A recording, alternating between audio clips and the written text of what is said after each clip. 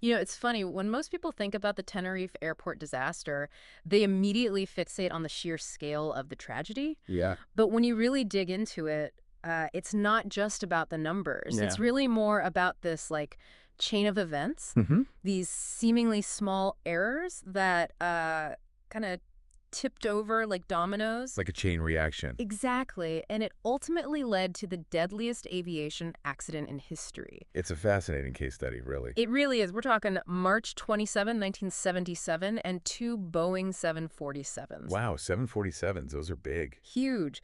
KLM Flight 4805 Okay. and Pan Am Flight 1736. It just goes to show, how things can go wrong, Yeah. even with the most, experienced crews You would think. and the most sophisticated Right. technology. Right. What's so interesting about this is that both of these 747s Mm-hmm.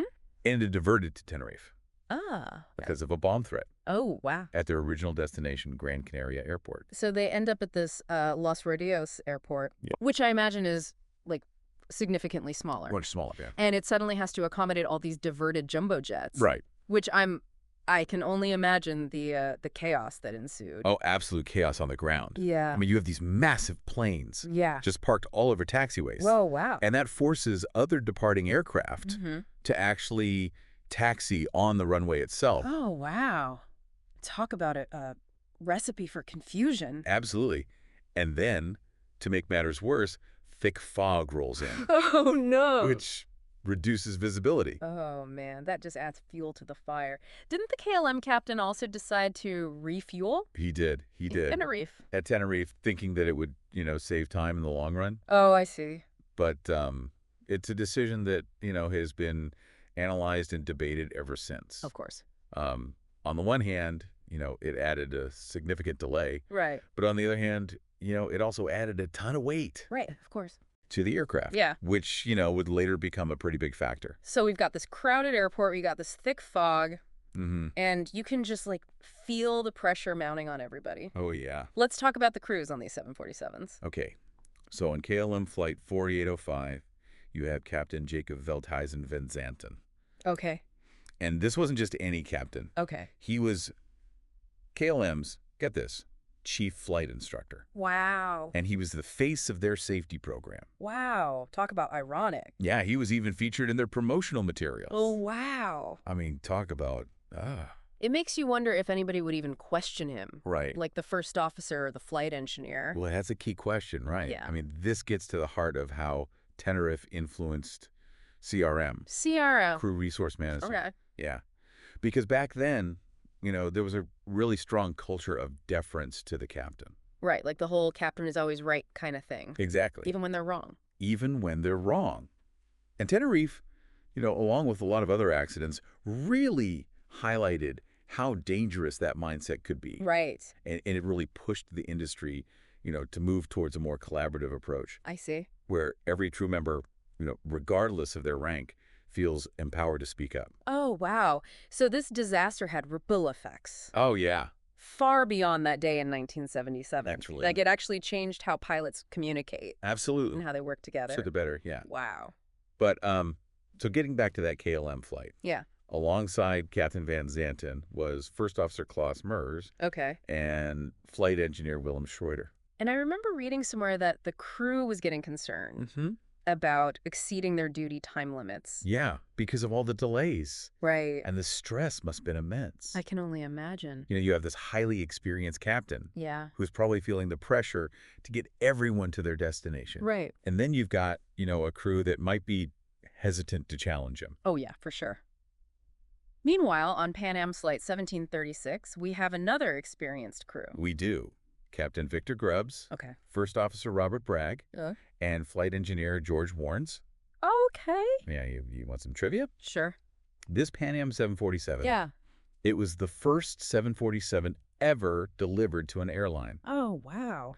And get this, it even survived a hijacking back in 1970. Oh, my gosh. What are the odds that it survives a hijacking just to I know. meet its end this way? Talk about dark humor. I know. It really makes you think, doesn't it? It does. It makes you think about fate, doesn't it? It really does. So we have these two iconic 747s. Hmm. They've got their crews Yep. who are dealing with all this pressure and delays Yeah. and this, like, dense fog. Yeah. That's making communication even more difficult. Oh, yeah. What happens next? So the KLM finishes its turn on the runway, Okay. ready for takeoff, Mm-hmm.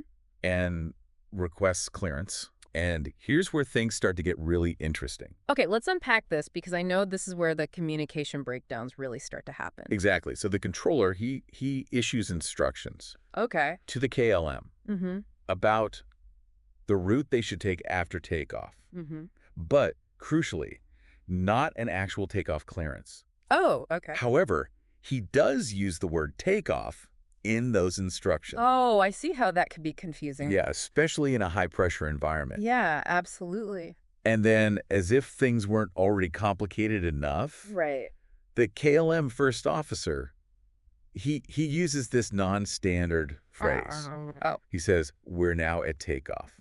Oh, so the KLM captain thinks he has clearance. Right. The controller doesn't think he's given it. Exactly. Ugh. At that exact moment, the Pan Am crew makes a radio call, Oh, no. and it creates interference. Oh. That drowns out crucial parts of the communication On both sides. on both sides. Wow, it's almost unbelievable that something like radio interference I know. could have such catastrophic consequences. Well, you got to remember, this was before ground radar was standard. Oh, right. So these crews, they were relying solely on radio communication. Right. And, the limited visibility they had in the fog. Man, it's chilling to think about. Yeah. So the KLM is going down the runway. Accelerating. The Pan Am is still trying to find their exit. Yeah. And they can't see each other. Well- Ooh, oh my God. And then, through a break in the fog, the Pan Am crew, they see the KLM's lights. Oh, no. And they realize, in a horrifying split second, Yeah. that this jumbo jet is coming right at them. At takeoff speed. Takeoff speed. Do we know what happened in those final moments? Well, we have the cockpit voice recorder. Oh, right. And from that, Right. we know that Captain Grubbs, he shouts, Mhm. "God damn, that son of a bitch is coming." Oh my God. And the first officer, Bragg, is yelling, "Get off, get off, get off." They knew. They knew. They Well- try to swerve off the runway. Right. The KLM crew, realizing their mistake, they try to lift off. Oh God. They're scraping the tail, barely clearing the Pan Am. Knowing that there was nothing they could do. Yeah. It's devastating. It was this unimaginable collision. Yeah. The KLM's engines, they just ripped through the Pan Am. Oh my God. Many passengers were killed instantly. The God. KLM, it was so badly damaged, it struggled to stay airborne Yeah. for a little bit. Then crashed God. and burst into flames. 583 people Yeah. lost their lives. Making it the deadliest aviation accident ever. What happened after the crash? Chaos. Absolute chaos. Yeah. Rescue crews couldn't even get to the site because of the fog. Right. And they weren't sure how many planes were even involved. Oh, wow. So there were delays in getting to the survivors. I read about a Lieutenant Colonel, Dr. James K. Slayton, Yeah. a flight surgeon, who he, organized triage. He did. And got medical transport to the survivors. He really was a hero in this story. Yeah. He was sent from Torreson Air Base, Okay. and his quick thinking and leadership were just vital in those first few hours. It's clear that this was, Complex. a really complex event. A lot of factors. Yeah, a lot of contributing factors. What about the investigations? Well, as you can imagine, it was a huge, huge investigation. Right. The Spanish authorities, they led the investigation. Okay. And they put a lot of the blame on the KLM captain. Right. For taking off without clearance. Right. But the Dutch authorities, they had a different perspective. Oh, okay. They argued that it was, a combination of factors. Like what? Well, the crowded airport, Okay. the stress, obviously, Yes. the communication from the air traffic controller. Okay. They even pointed to the Pan Am Really? for not exiting the runway when they were instructed. So it was kind of this perfect storm It really was. of errors, circumstances. Yeah, and a lot of experts have come to that same conclusion. Yeah. And it led to some big changes in the industry. Like what? Well, pilot training Okay. and communication procedures. You mentioned CRM earlier. Yeah. Crew resource management. Can you talk a little more about that? Yeah, so CRM, it's a training program that really focuses on teamwork, Okay. open communication, Right. shared responsibility for the whole crew. Okay, so it's not just the captain making all the calls. Exactly. It encourages everybody to speak up if something seems off. Oh, that's a big shift from the captain is always right thing. Huge shift. Yeah, And it's made things a lot safer. I bet. CRM is actually mandatory now for all airline pilots. Wow. And a lot of people credit it with reducing accidents from human error. It's amazing that something positive came out of such a horrible event. Yeah, it really is. But I'm curious about Tenerife itself. Yeah? Like, beyond the aviation impact, what about the island? Well, Tenerife was suddenly on the world stage, Right. and it was a huge blow to the community, the economy. The tourism, I bet. Oh, yeah. Tourism took a big hit, Yeah. and it really left a scar on a lot of people. Did they make any changes to the airport? They did, actually. They closed Los Rodeos for several days Oh, wow. while the investigation was going on. Right. When it reopened, it was mainly used for domestic flights, Okay. and the international traffic shifted to Tenerife South Airport. So this tragedy actually led to a whole new airport being built. Yeah, pretty much. Wow. What about safety measures? Well, the biggest one. They finally installed a ground radar system. Which they didn't have before. Nope. Wow. It's kind of crazy, right? It seems so obvious. I know, but sometimes it takes a tragedy like this Yeah. to highlight those vulnerabilities. Right. But even with all the technology, we can't forget the human element. It's still people making decisions. Exactly, and that's why training, communication, and a culture of safety are so important In aviation. in aviation and everywhere, really. So Tenerife was a wake-up call Oh, for the industry, the world. That only- It forced us to rethink communication, cockpit procedures. technology's role in all of it, And it showed us how important the human factor really is. and how these complex decisions under pressure Yeah. can have huge consequences. Huge. Yeah, it's a story of tragedy, but also like lessons learned, Yeah. changes made, and it really shows how the industry is committed to, making sure this never happens again. Right? It really makes you think about how we remember these kinds of events. It's interesting, though. Tenerife has kind of gone beyond aviation. Really? Like, it's become this cultural thing. You see Yeah. it in documentaries, movies, books. No. It just resonates with people. I think you're right. It speaks to that fear we have of Mhm. technology failing human error. Yeah, like no matter how advanced we get, Yeah. we can't escape that human element. It makes me think about the victims and their families. Of course. Are there like memorials for them? There are, yeah.